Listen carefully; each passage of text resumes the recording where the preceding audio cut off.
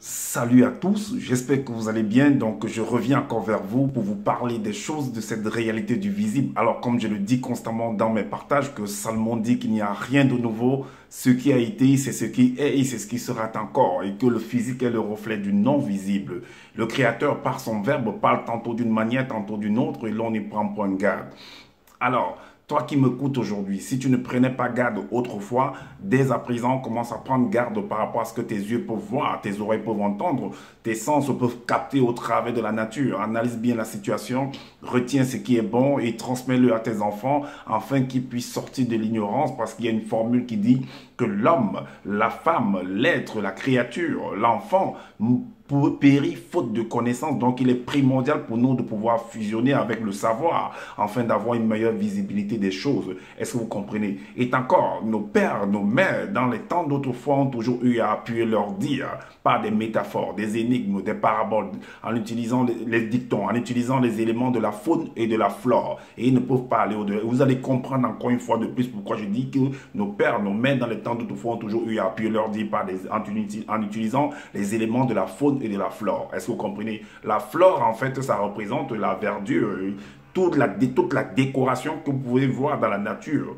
Et la faune également représente également les animaux, toutes sortes d'animaux qui existent. Est-ce que vous comprenez? Vous allez bien comprendre encore cela. Alors, je reviens vers vous parce que déjà, comme j'avais dit que je suis en fait, je me nomme dans les réseaux sociaux en fait le grand purificateur. Est-ce que vous comprenez? Je ne suis plus en fait, bon, avant j'avais écrit la grande purification, mais j'ai changé de nom, j'ai mis le grand purificateur parce que comme vous le savez, j'avais dit que je suis venu en fait avec ce que j'ai reçu comme enseignement, ce que j'ai appris personnellement. Donc, je viens briser les seaux, je viens déchirer le rideau afin de vous faire connaître en fait ce qu'on a caché, ce qu'on n'a pas voulu vous faire comprendre, les réponses qu'on n'a pas voulu vous donner. Donc, je vais dans les Bibles classiques parce que j'ai étudié ça de Genèse à Apocalypse et je vous apporte les réponses parce que les réponses sont contenues là-dedans. Est-ce que vous comprenez? J'ai eu le temps de lire. Peut-être vous n'avez pas le temps, mais il est important de pouvoir avoir le temps et de pouvoir lire afin que vous puissiez vous-même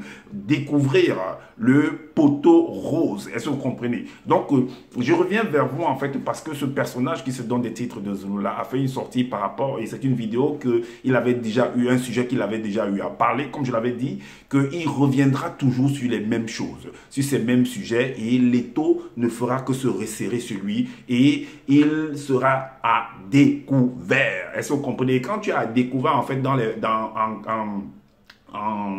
domaine en fait de la finance, quand tu es dans un découvert, c'est toi qui dois de l'argent à la banque hein, en ce moment-là. Donc voilà, parce que tu as épuisé tes ressources. Est-ce que vous comprenez? Donc ce monsieur est à découvert maintenant. Alors, donc il a fait une vidéo par rapport à savoir qui était réellement la femme de Caïn et la femme de Seth. Donc lui, dans ses enseignements, il nous fait comprendre que Seth et Caïn, en fait, ont épousé les enfants issus de la matrix de leur propre mère. Donc ils ont épousé en fait leur propre sœur dans la même maison, dans la même le père, dont soi-disant Adam était le père et Ève était la mère, et Ève et Adam ont fait des enfants, des garçons et des filles, et que les garçons ont épousé des filles. On va vous démontrer que ça ne c'est pas ça en fait, selon les Bibles classiques. C'est pas moi qui dis, je lis, je vous donne des formules et vous allez voir que c'est pas ce qui s'est produit. Alors, déjà, comme je l'avais dit déjà dans le passé, j'ai démontré en fait que Adam ou Ève ne pouvaient pas être en fait les premiers habitants dans le globe terrestre. Je vais vous démontrer avec des formules que moi-même j'ai découvert dans les Bibles classiques. Et c'est ce que ce monsieur lui-même, parce que son livre, c'est le livre qu'il dit qu'il a écrit là, il a copié ça dans les Bibles classiques, dans le livre, dans un peu de Bible, un peu de partout, un peu de livres. Et sauf que maintenant, en copiant, en faisant le copier-coller, il a aussi sectionné d'autres versets qu'il n'a pas introduits. Est-ce que vous voyez? Donc, et d'autres parties où il a introduit en fait ses propres pensées. Alors, donc, on va aller pour comprendre déjà que Adam n'était pas, parce que c'est important de le savoir. Parce que si on ne commence pas par là, pour montrer que Adam et Ève ne pouvaient pas être en fait les premiers habitants dans le globe terrestre, Donc là, ça va fausser en fait l'équation. Donc il faut démontrer cela. Et démontrer c'est quoi réellement une entité, un ange, peu importe. Parce qu'on veut nous faire comprendre qu'ils ont eu la naissance en fait, ou la création hors du globe dans lequel nous vivons. Mais c'est faux. Parce que nous tous, nous sommes contenus dans ce que personne ne peut sortir. Est-ce que vous comprenez? Donc voilà pourquoi on va aller dans le livre de Hébreux, chapitre 1 au verset 7. Cette formule est importante. Est-ce que vous comprenez? C'est très très important cette formule-là parce que ça nous permet de pouvoir comprendre en fait, de décoder. Alors, il est écrit que là, il est dit dans Hébreux 1, 7 que de plus, il dit des anges, 2 points. Celui qui fait de ces anges des vents. Donc, on fait des anges des vents. Donc, les anges sont comparés aux vents. Est-ce que vous comprenez? Et il ne s'arrête pas là, il continue. Il dit... et de ses serviteurs, parce que les anges, en fait, ils sont encore des serviteurs. Est-ce que vous comprenez? Et de ses serviteurs, une flamme de feu. Est-ce que vous comprenez? Donc, retenez ça bien. Donc, il fait des anges des vents. Alors, vous allez voir, en fait, que ceux dont on a comparé les anges aux vents, mais l'homme également, parce que si vous allez comprendre qu'en fait, les anges, en fait, tous les noms qu'on va donner là, c'est toujours des créatures, en fait. Donc, ce sont juste des noms qu'on change pour essayer de manipuler ceux qui ne maîtrisent pas les choses. Est-ce que vous comprenez? Donc, il faut connaître le langage. Quand vous maîtrisez le langage, vous comprenez le jeu de langage, les figures de style, ben, on ne pourra pas vous tromper. Est-ce que vous comprenez? Alors, donc, on va aller... Ce personnage, le personnage qu'on nomme Jésus dans les Bibles classiques va en fait comparer également l'homme à un vent. Est-ce que vous comprenez? Dans Jean, chapitre 3. Le chapitre 3, le verset 8. Puisqu'on a comparé les anges là-bas, ange, entité au vent. Maintenant, on va comparer l'homme. C'est là où vous comprenez que l'homme, en fait, c'est une entité. Même les entreprises, allez voir la définition d'entité, même les entreprises sont des entités, même des plantes, en fait, la faune et la flore, toute la création entière est une entité. Est-ce que vous voyez où les créations sont des entités?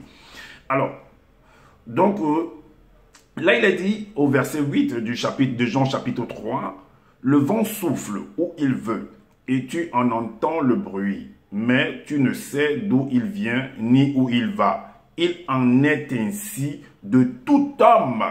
Il en est ainsi. Donc, compare également un homme à un vent qui souffle, dont tu entends le bruit, mais tu ne sais d'où il vient, d'où il va. Est-ce qu'il en est ainsi de tout homme qui est né de l'esprit?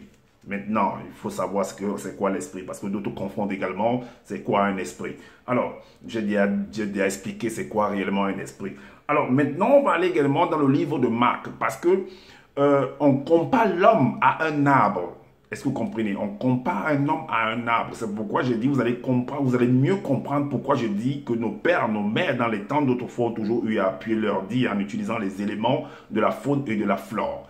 Donc, dans le livre de Marc, chapitre 8 au verset 23 et le verset 24, il est dit, en parlant de l'histoire, soi-disant cette histoire, cette fameuse histoire que, bon, en tout cas c'est pour expliquer, mais dans la profondeur, c'est pas ce qui s'est passé réellement. Donc, il y a le personnage de Jésus, soi-disant selon les Bibles classiques, qu'il a guéri d'un homme, un aveugle. Et il va questionner en fait cet aveugle, qu'est-ce qu'il est en train de voir. Voilà la réponse de cet aveugle. Alors, à partir du verset 23, il est dit, du chapitre 8 de Marc, il prit l'aveugle par la main et le conduisit hors du village. Puis il lui mit de la salive sur les yeux, lui imposa les mains et lui demanda s'il voyait quelque chose. Voici ce qu'il dit au verset 24. Il regarda et dit, j'aperçois les hommes, mais j'en vois comme des arbres. Donc il voit des hommes comme des arbres. Donc les hommes sont identiques, sont comparés aux arbres.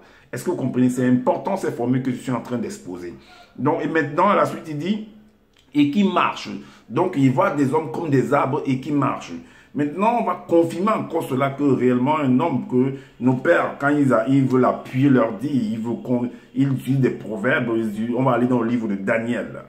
Dans le livre de Daniel, c'est ce qui est aussi également dit là-bas. Dans le livre de Daniel, chapitre 4, le verset 21 et le verset 21, le verset 22. Le livre de Daniel, chapitre 4, 21, 22. Parce que le titre, en fait, c'est le grand arbre songe de Nebuchadnezzar expliqué par Daniel. Donc le verset 21 nous dit, Cet arbre dont le feuillage était beau et les fruits abondants qui portaient de la nourriture pour tous, sous lequel s'abritaient les bêtes des champs et parmi les branches duquel les oiseaux du ciel faisaient leur demeure, c'est toi, c'est le roi, c'est Nebuchadnezzar, c'est cet arbre, c'est lui qui représente cet arbre-là. Alors, c'est toi, ô roi, qui est devenu grand et fort, dont la grandeur s'est accrue et s'est élevée jusqu'aux cieux, et dont la domination s'étend jusqu'aux extrémités de la terre. Est-ce que vous comprenez? Maintenant, on va vous démontrer que Adam, comme je l'ai dit au début, que Adam n'a pas été, ni Ève n'ont pas été, Adam et Ève n'ont pas été les premiers personnes, les premiers hommes à vivre, à habiter en fait dans le globe. Est-ce que vous comprenez? On va aller dans le livre d'Ézéchiel pour vous montrer, puisque là on vient de comparer les entités, les anges, les hommes au vent et également aux arbres. Est-ce que vous voyez? Donc c'est les éléments de la nature, dont les parents, les ancêtres, nos pères, nos mères, ils utilisent en fait ces éléments. Ils ne peuvent pas utiliser, ils ne peuvent pas faire autrement en fait. Ils ne peuvent pas faire autrement. Tu ne peux que utiliser ce que tu vois et ce que tu entends. Est-ce que vous voyez? Donc, on va aller dans le livre d'Ézéchiel, toujours, pour vous démontrer que Adam, Ève, que ce soit, peu importe les noms que vous allez venir donner en vos langues, tout ça, que ce soit moto, n'ont pas été les premiers habitants dans le globe. Alors, donc, dans Ézéchiel, chapitre 31, au verset 7 à 9, il est dit. Parce que c'est un verset, c'est un chapitre par lequel certaines personnes qui se disent enseignants utilisent pour dire que c'est Satan, le chérubin jadis un, que lui il a eu la naissance ou la création hors du globe, dans notre globe en fait, hors de notre réalité. Mais on va montrer que c'est faux, c'est des choses qui se produisent dans ce globe-ci et nulle part ailleurs. Est-ce que vous comprenez? Ceux qui ont rédigé ce livre-ci ont existé dans cette réalité et nulle part ailleurs. Alors, donc il est dit, il était beau par sa grandeur, par l'étendue de ses branches. Donc, par l'étendue de ses branches, vous allez voir qu'il y avait plusieurs arbres. Donc, quand on dit qu'il y avait plus, ça veut dire qu'il y avait plusieurs hommes, il y avait plusieurs créatures, il y avait plusieurs habitants dans un lieu. Est-ce que vous voyez? Parce que le jardin, quand on dit jardin d'Éden, les gens je ne sais pas, ils ont tendance à être carrés en fait dans la compréhension. Ils ne veulent pas élargir en fait leur capacité intellectuelle à pouvoir comprendre que même ta chambre représente ton jardin en fait. Ta chambre représente ton jardin, ton corps représente ton jardin. Un lieu, ton habitation, peu importe un lieu quelconque, peu importe le lieu quelconque, représente un jardin. Tout dépend de comment tu arranges ce lieu-là. Alors, donc tu étais beau il était beau par sa grandeur, par l'étendue de ses branches, car ses racines plongeaient dans des eaux abondantes. Des racines plongées dans les eaux abondantes. Vous avez remarqué que même dans le livre de Genèse, on dit au jardin d'Éden, il y avait un fleuve qui sortait, qui se divisait en 4 bras, tout ça. Donc il y avait un fleuve là-bas. Donc c'est la même chose ici. Les cèdres du jardin de Dieu ne lui surpassaient point. Donc, il y avait des cèdres, donc c'est une autre forme d'arbre, ce sont des hommes en fait aussi.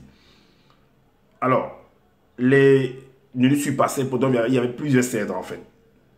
Et les cyprès n'égalaient point ses branches. Donc, les cyprès, il n'y avait pas seulement qu'un seul cyprès, il y avait plusieurs. Il n'égalait, c'est la troisième personne du pluriel. Alors, et les platanes n'étaient point comme ses rameaux. Aucun arbre du jardin de Dieu ne lui était comparable en beauté. Est-ce que vous voyez? Donc, on complare en fait un personnage par rapport aux autres personnes. Est-ce que vous voyez? Et la suite nous dit, on a jusqu'au verset 9.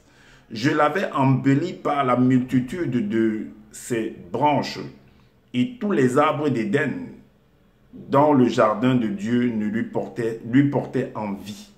Est-ce que vous voyez? Donc ça veut dire que ces êtres étaient conscients de celui qui était à côté, de ce dont on est en train de parler ici. Alors, on va aller également dans le livre de la Genèse. Alors, on va rentrer dans le livre de la Genèse. On va aller dans le livre chapitre 2, le verset 8. pour vous dire que c'est le même récit en fait. Alors, donc, au verset 8, il est dit que puis l'Éternel Dieu planta un jardin en Éden, du côté de l'Orient, et il mit l'homme qu'il avait formé. Ok. Maintenant, quand les gens comprennent ça, ils se disent que bon, ça veut dire que c'était le premier homme. Donc, mais les jardins, c'était dans un jardin, il y avait plusieurs arbres là-bas. Et cet enfant, on l'a mis là-bas. On l'a mis là-bas, on l'a créé, soi-disant qu'on l'a, selon ce qu'on veut faire, qu'on l'a créé, Dieu l'a créé, et il l'a mis dans ce jardin-là. Pour faire quoi? Pour faire quoi? Donc, le verset 15 nous dit que l'Éternel Dieu prit l'homme et le plaça dans le jardin d'Éden pour le cultiver et pour le garder. Alors, si on accepte que Dieu lui-même a pris l'homme et l'a placé là, ça veut dire que cet homme-là a vu Dieu. Et il a mis là pour le cultiver et le garder. Il devait le cultiver comment? Lui-même, Dieu devait toujours venir, parler avec lui, l'enseigner. Je dis bien selon les Bibles, hein? Donc c'est pas moi qui dis. Donc, devait l'éduquer, parce que cultiver quelqu'un, c'est l'éduquer. Et enfin qu'il puisse croître. Donc le cultiver et le garder, le protéger. Garder, c'est le protéger. Ok, vous allez voir qu'en fait, il y avait des personnes déjà qui étaient là, comme je l'ai dit au départ, et qui devait en fait assurer en fait la croissance, l'enseignement, l'éducation de cet enfant-là. Et rappelez-vous également que quand, même au pays, quand il y a un lieu, un environnement où on envoie souvent les enfants quand ils sont à bas âge, on appelle ça le jardin d'enfants, pour être éduqués. Voilà, d'autres appellent la crèche. Alors, donc c'est pour dire que si on accepte en fait que c'est Dieu lui-même qui est venu le placer, qui l'a éduqué, tout ça, il y a un problème en fait. Et si certaines personnes viennent dire que c'est les entités, j'ai démontré que les entités, les anges, en fait, eux, ils sont comparés au vent. Et ils sont comparés également, les hommes, parce que c'est les hommes également. Ils sont comparés, les hommes, on compare les hommes également au vent. Donc c'est la même chose en fait. Et vous avez vu la démonstration que j'ai eu à faire. Alors, si on accepte que c'est Dieu lui-même, ça veut dire que ça contredit en fait, selon les Bibles classiques, Jean 1, 18 qui dit que personne n'a jamais vu Dieu. Alors si personne n'a jamais vu Dieu, on s'adresse à quelle personne? Des hommes sur la terre? Ou quel homme? Si vous voulez, ou bien vous voulez nous dire qu'il y a d'autres hommes hors de cette réalité. Si c'est les hommes qui sont ici, là, je ne sais pas, il faut nous dire. Mais, selon ce qui est écrit, que personne n'a jamais vu Dieu. Mais en même temps, on dit que Adam, Dieu l'a placé quelque part pour qu'il soit cultivé. Il soit cultivé par qui? Point d'interrogation. Alors, maintenant, on va aller dans le Genèse chapitre 3.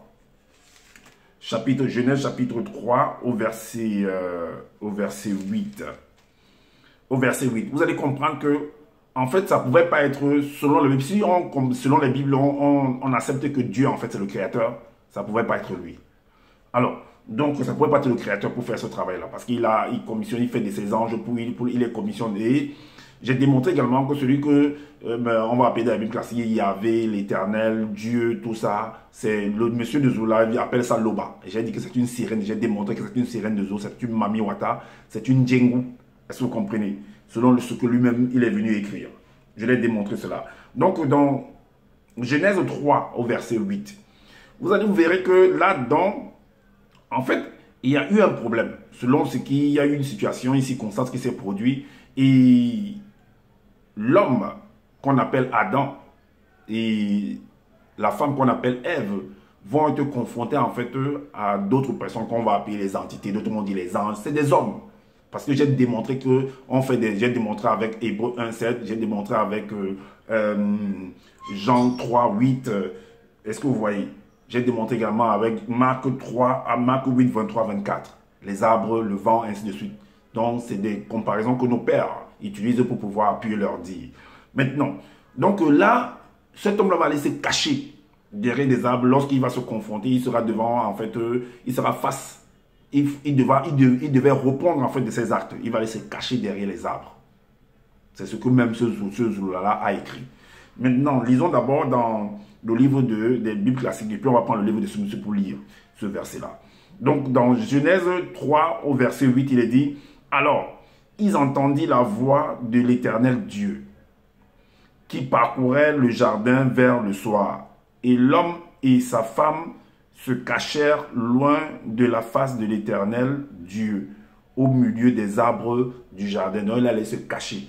S'il se cache, pendant que, ça veut dire qu'il peut se cacher. Donc, ça veut dire que ce Dieu-là, l'éternel Dieu-là est limité au point où l'homme qu'il a créé, en fait, peut se cacher de lui.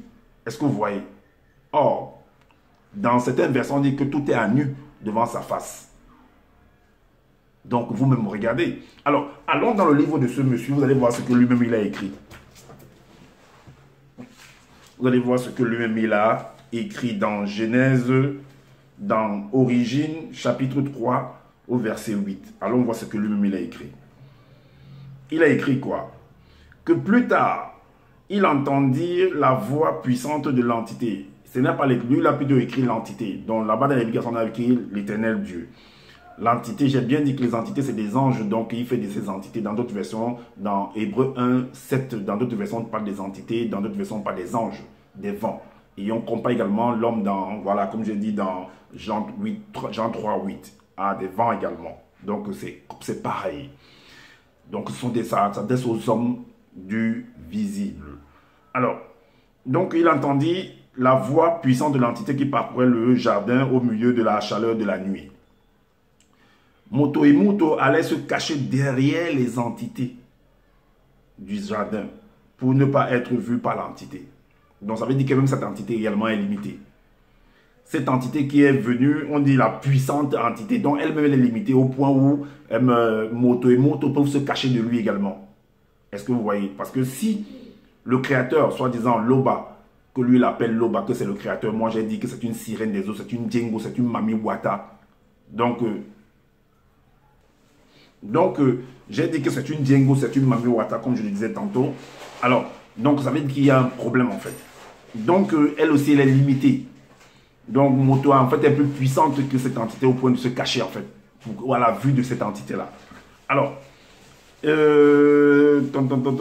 cette entité était semblable à un homme noir comme Moto, donc était semblable à lui. Donc, c'est un homme, vous voyez? C'est un homme. Ayant des cheveux crépus et était vêtu de lin et ayant une ceinture d'or pur. Ses yeux étaient comme une flamme ardente de feu, son corps était comme une pierre précieuse, son visage brillait comme l'éclair, son aspect était... Ça, c'est des choses qu'il a copiées dans les Bibles classiques. Voilà. Mais néanmoins, ce qui nous intéresse, c'est qu'il s'est caché à la vue de cette entité-là. Alors, maintenant, Caïn a-t-il épousé sa sœur? Caïn et Seth ont-ils épousé leur propre sœur, c'est-à-dire que née de Ève et de Adam? C'est ça le problème. Donc, on va aller comprendre ça maintenant. Donc, déjà, on va aller comprendre, on va aller dans le livre là pour voir si réellement ils ont épousé leur sœur. Parce qu'on vient de vous démontrer déjà que Adam ne pouvait pas être la première personne ou bien le premier habitant sur Terre. Ça veut dire qu'il y avait déjà d'autres personnes qui y vivaient. Parce que s'il a reçu l'éducation dans un jardin d'Éden, ça veut dire qu'il a reçu l'éducation des personnes semblables à lui. Est-ce que vous comprenez? Alors, ça veut dire qu'il y avait déjà des femmes et des hommes qui existaient déjà. Parce que selon ce qui est, quand on analyse convenablement. Alors, donc c'est pourquoi je pose la question, on se pose la question de savoir si Seth et Caïn ont épousé leur propre sœur, c'est-à-dire que issus de Adam et de Ève. C'est ça la question, le point d'interrogation. Donc allons dans Genèse 4 au verset 17. Genèse 4, 17. Parce qu'il est dit ici que Caïn connut sa femme. Caïn connut sa femme. Elle conçut et enfanta Enoch. Il bâtit ensuite une ville et il donna à cette ville le nom de son fils Enoch. Ok. Mais Zola, en fait, dans son délire, en fait, il vient nous expliquer que Caïn épousait en fait sa propre sœur. C'est ce qu'il va écrire, que Caïn a épousé sa propre sœur. On va aller dans son livre. Parce que quand Caïn a connu, c'est parce qu'il y a eu une situation, il a eu un problème et il est parti en fait du lieu de la maison familiale. Et là-bas, il s'est marié en fait. Mais Zoula veut nous faire comprendre qu'avant de quitter du lieu familial, de la maison familiale, il est quitté avec sa propre sœur en fait. Sœur, fille de son père et de sa mère. On va donc voir. On va voir ce que dit la loi. Mais avant d'arriver, pour comprendre ce que dit la loi, ce que même ce monsieur de Zoula a écrit, on va comprendre. Donc on va d'abord dans Genèse chapitre 4, au verset 37. Le verset 37 pour voir ce que ce monsieur de Zoula a écrit. Le verset 37. Il est dit, mais avant de se retirer du territoire familial, donc du territoire de la maison familiale. Alors Ponguissé c'est Caïn que lui l'appelle Pongisé, éprouvait de l'attirance sexuelle et de l'amour envers l'une de ses sœurs, connue sous le nom de Ngodiba, c'est ce qu'il écrit, mais dans les Bibles classiques, ce n'est pas écrit comme ça, à cause de sa faute qui donna par ailleurs naissance à l'inceste. Est-ce que vous voyez? Donc, alors, c'est ce qu'il a produit, c'est ce que lui dit. Maintenant, le verset 41 à 43 nous dit que Pongisé s'unit à Ngodiba après qu'elle soit devenue sa femme. Donc, ils se sont mariés. Bien plus tard, Pongisé eut continuellement des relations conjugales avec Ngodiba, sa femme. Elle devint enceinte et enfantant un beau garçon noir et une belle petite fille sous la tutelle de l'entité en charge des naissances et l'entité en charge de l'introduction dans le visible. Ce beau garçon noir reçut le nom de Dobissé. Est-ce que vous comprenez? Donc, c'est ce qui est écrit dans les Bibles classiques, dans Genèse 4, 17. C'est ce qu'il veut nous faire comprendre. Ok. Maintenant, allons voir ce que dit la loi par rapport à ce problème. Est-ce que tu dois épouser ta soeur sortie de ce que eux-mêmes ils ont écrit? Non, ce que Zoula lui-même a écrit, parce que moi, c'est que Zoula lui-même a écrit. On va voir ce que lui-même a écrit. C'est là que vous allez comprendre que Caïn n'a pas pu épouser une fille qui est sortie du ventre de Ève ou bien d'Adam, si ils sont considérés comme ses parents. Est-ce que vous voyez? Ni Seth lui-même. On va aller d'abord dans les Bibles classiques, dans le livre d'Éphésiens, chapitre 5, au verset 31.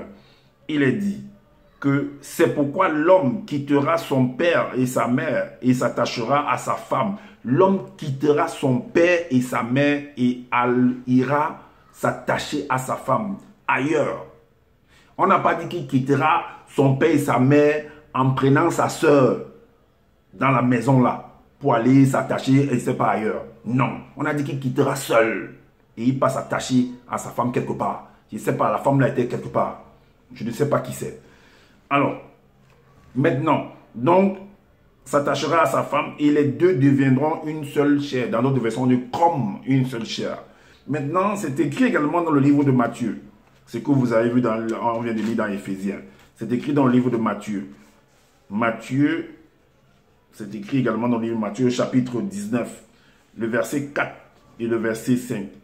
Le titre, c'est Jésus en périt, le divorce et le célibat. Cette version qu'on va lire là, ces versets qu'on va lire là, ce n'est pas écrit dans le livre de ce monsieur. Il a sectionné ça. Hein.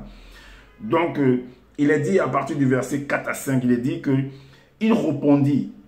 Donc, il a eu une conversation avec certaines personnes, ce personnage de Jésus, et voilà ce qui se produit. Il répondit, 2 points. N'avez-vous pas lu que le Créateur, au commencement, fit l'homme et la femme, et qu'il dit, 2 points, c'est pourquoi l'homme quittera son père et sa mère et s'attachera à sa femme. Et les deux deviendront une seule chair. Donc, c'est un copier-coller en fait. Donc, ce que ce personnage judaïen a dit, c'est ce qui s'est dit un peu de partout.